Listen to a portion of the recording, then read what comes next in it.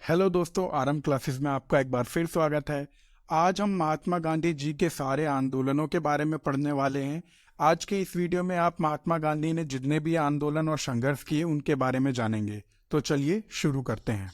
तो जैसा कि आप सभी लोग जानते होंगे कि महात्मा गांधी का पूरा नाम मोहनदास करमचंद गांधी था। इनका जन्म 2 अक्टूबर 1869 को हुआ था।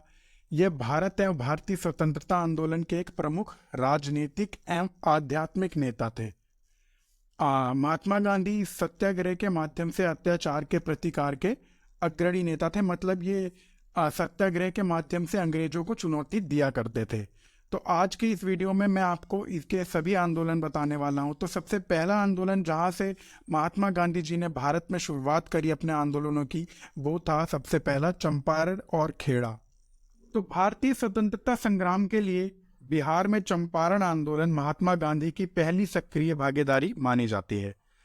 गांधी जी जब 1915 में भारत लौटे तो उस समय देश के अत्याचारी अंग्रेजों के शासन अधीन था। तो अंग्रेजों ने किसान को उनकी उपजाऊ भूमि पर नील और अन्य नकदी फसलों को उगाने के लिए मजबूर किया। तो उसके बाद क्या हुआ, और फिर इन फसलों का बहुत सस्ती कीमत पर ये अंग्रेज लोग बेच दिया करते थे। मौसम बहुत बेकार चल रहा था, मतलब मौसम की बदहाल स्थिति थी। अधिक करों की वजह से किसानों को अत्यधिक गरीबी का सामना करना पड़ा, जिसके कारण किसानों की स्थिति बहुत दयनीय हो गई। मतलब कि जब मौसम की बदलती परिस्थितियां थी उसके बाद उससे बहुत फसलों को नुकसान हो रहा था। और जो यहाँ के जमींदार लोग थे और अंग्रेज लोग थे, ये कर बहुत ज़्यादा ले रहे थे किसानों से, जिस वजह से उनकी आर्थिक स्थिति बहुत खराब हो चुकी थी। जिसके बाद चंपारण में किसानों की दयनीय स्थिति के बारे में सुनकर गांधी जी ने तुरंत अप्रैल 1917 में इस जिले का दौरा शुरू किया। गांधी जी ने सविनय अवज्ञा आंदोलन के दृष्टिकोण को अपनाया और प्रदर्शन शुरू किया, और अंग्रेज जमींदारों के खिलाफ हड़ताल करके उन्हें झुकने पर मजबूर कर दिया गया। जिसके परिणाम स्वरूप हुआ क्या, अंग्रेजों ने एक समझौते पर हस्ताक्षर किए, जिसमें उन्होंने किसानों को नियंत्रण और क्षतिपूर्ति प्रदान की और राजस्व और संग्रह में वृद्धि को रद्द कर दिया गया। मतलब जो उनके करों को माफ कर दिया गया। इस आंदोलन के साथ ही गांधी जी को महात्मा की उपाधि मिली। नेक्स्ट हम बात करते हैं खेड़ा आंदोलन, जो इसके तुरंत बाद हुआ। खेड़ा आंदोलन गुजरात के खेड़ा जिले में किसानों का अंग्रेज सरकार की कर वसूली के विरुद्ध एक आंदोलन था। 1918 में खेड़ा गांव बाढ़ और अकाल पड़ने के कारण काफी प्रभावित हुआ, जिसके परिणाम स्वरूप तैयार हो चुकी फसलें भी नष्ट हो गई। तो किसानों ने अंग्रेज सरकारों से करों में भुगतान में छूट देने का अनुरोध किया, मतलब उनसे रिक्वेस्ट की कि हमें छूट दे दी जाए क्योंकि फसलें बर्बाद हो चुकी हैं। लेकिन अंग्रेज अधिकारियों ने इससे इनकार कर दिया। गांधी जी और वल्लभ भाई पटेल के नेतृत्व में किसानों ने अंग्रेज सरकार के खिलाफ एक क्रूस युद्ध की शुरुआत की और करों का भुगतान न करने का वचन ले लिया। जिसके परिणाम स्वरूप अंग्रेज सरकार ने किसानों को उनकी भूमि जब्त करने की धमकी दी, लेकिन किसान अपनी बात पर अड़िग रहे क्योंकि गांधी जी इनको फुल सपोर्ट कर रहे थे। तो 5 महीने तक लगातार चलने वाले इस संघर्ष के बाद मई 1918 में अंग्रेज सरकार ने, जब तक कि जल प्रलय समाप्त नहीं हो गया, गरीब किसानों से कर की वसूली बंद कर दी। मतलब हुआ क्या, जब तक बारिश होगी जब तक हम किसानों से कोई भी कर नहीं लेंगे, और किसानों की जो संपत्ति जब्त कर दी थी उसको भी वापस कर दिया गया। इसके बाद तीसरा जो महत्वपूर्ण आंदोलन था वो गांधी जी के द्वारा चलाया गया था, वो था खिलाफत आंदोलन 1919 में। तो प्रथम विश्व युद्ध के बाद खलीफा और तुर्क साम्राज्य पर कई अपमानजनक आरोप लगाए गए। मुस्लिम अपने खलीफा की सुरक्षा के लिए काफी भयभीत हो गए, और तुर्की में खलीफा की दयनीय स्थिति को सुधारने और अंग्रेज सरकार के खिलाफ लड़ने के लिए गांधी जी के नेतृत्व में खिलाफत आंदोलन शुरू हुआ। गांधी जी ने 1919 में भारतीय स्वतंत्रता संग्राम में अपने राजनीतिक समर्थन के लिए मुस्लिम समुदाय से संपर्क किया और बदले में मुस्लिम समुदाय को खिलाफत आंदोलन शुरू करने में सहयोग किया। महात्मा गांधी अखिल भारतीय मुस्लिम सम्मेलन के एक उल्लेखनीय प्रवक्ता भी बने और दक्षिण अफ्रीका में ब्रिटिश साम्राज्य से प्राप्त हुए पदकों को वापस कर दिया। इस आंदोलन की सफलता ने महात्मा गांधी को कुछ ही समय में राष्ट्रीय नेता बना दिया। इसके बाद जो चौथा महत्वपूर्ण आंदोलन था वो था असहयोग आंदोलन। 1920 में असहयोग आंदोलन के शुरू करने के पीछे जलियांवाला बाग हत्याकांड एकमात्र कारण था। इस हत्याकांड ने गांधी जी की अंतरात्मा को झकझोर कर रख दिया था। आप लोगों ने जलियांवाला बाग कांड के बारे में तो सुना ही होगा कि कितना दर्दनीय कांड था ये। तो उस टाइम गांधी जी को इससे बहुत धक्का लगा था। उनको ये महसूस हुआ कि अंग्रेज भारतीयों पर अपना प्रभुत्व स्थापित करने में सफल हो रहे हैं। फिर यही वह समय था जब उन्होंने एक असहयोग आंदोलन शुरू करने का फैसला लिया। तो कांग्रेस और उनकी अजेय भावना के समर्थन के साथ वह उन लोगों को विश्वास दिलाने में सफल रहे जो यह जानते थे कि शांतिपूर्ण तरीके से असहयोग आंदोलन का पालन करना ही स्वतंत्रता प्राप्त करने की चाबी है। इसके बाद गांधी ने स्वराज की अवधारणा तैयार की और तब से भारतीय स्वतंत्रता संग्राम का मुख्य हिस्सा बन गए। इस आंदोलन ने रफ्तार पकड़ ली और शीघ्र ही लोगों ने अंग्रेजों द्वारा संचालित संस्थानों जैसे स्कूलों, कॉलेजों और सरकारी कार्यालयों का बहिष्कार शुरू कर दिया। इस आंदोलन का जो मेन मोटिव था वो यही था कि हम लोग किसी भी चीज़ में काम नहीं करेंगे, हम सब चीज़ों में असहयोग करेंगे, मतलब कुछ भी संस्थाओं में हम काम करने नहीं जाएंगे। तो इसीलिए स्कूलों, कॉलेजों और कार्यालयों बिल्कुल खाली हो गए। तो इस आंदोलन को शीघ्र ही स्वयं गांधी जी द्वारा समाप्त कर दिया, क्योंकि चौरा चौरी की घटना हुई जिसमें 23 पुलिस अधिकारी मारे गए थे, क्योंकि एक भीड़ ने पुलिस स्टेशन में आग लगा दी थी।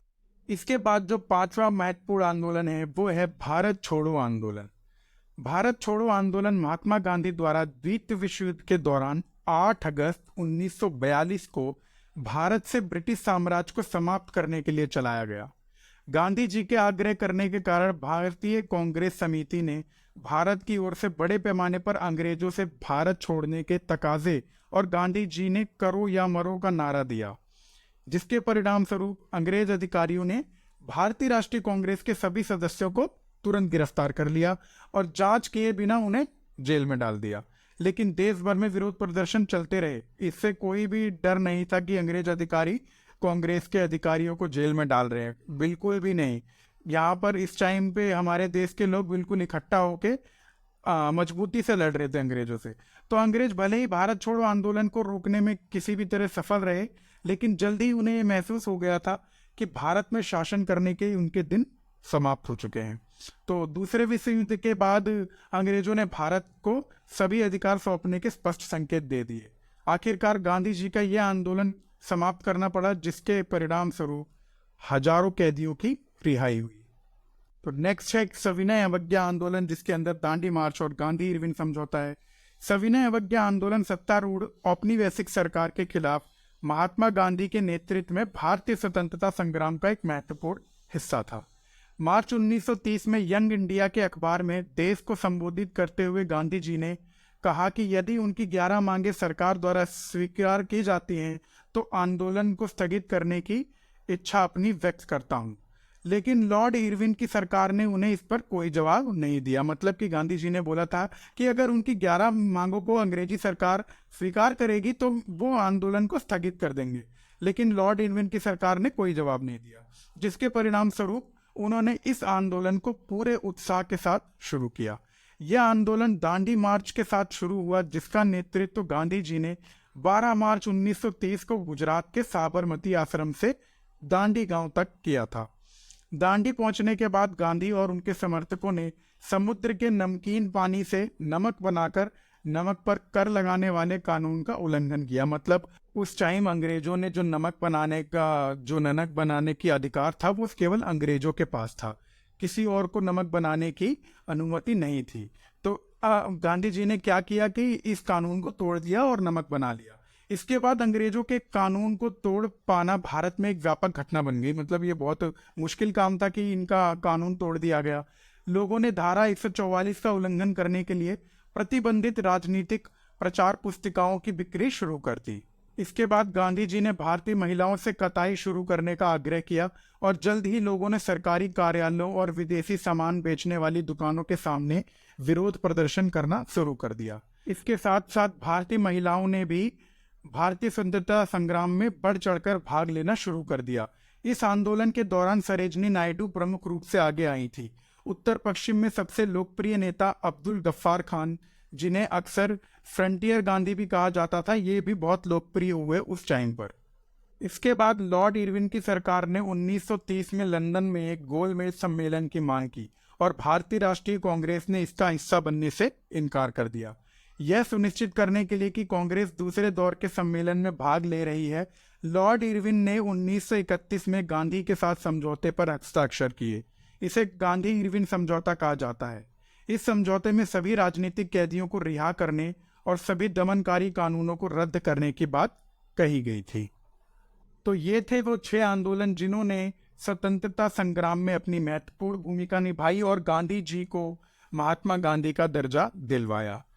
तो मुझे उम्मीद है आज की वीडियो आप लोगों को अच्छी लगी होगी। मैंने इन आंदोलनों को बहुत शॉर्ट में आपको बताया है ताकि वीडियो ज़्यादा लंबी ना हो और आपको एक आंदोलन की नॉलेज रहे कि इस आंदोलन में हुआ क्या था। तो अगर आपको वीडियो अच्छी लगी हो तो लाइक करना ना भूलें, दोस्तों के साथ शेयर करना ना भूलें और चैनल को सब्सक्राइब करना ना भूलें।